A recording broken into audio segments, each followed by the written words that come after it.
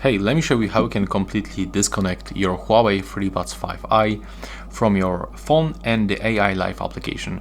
So first of all, you have to tap on the right upper corner when you are connected and tap to remove device. Then tap to remove, and right now, as you can see, it disappears from all devices list from your account on the AI Live application. The second way is to open the Bluetooth settings, tap to see all devices, and select the settings and tap to forget. And the last way to completely get rid every data from them is to put them into the charging case, click and hold this power button and perform the hard reset. It will start blinking red, so keep holding.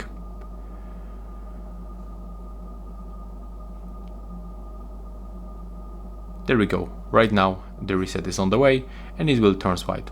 And that's the way to completely forget this device. Bye bye.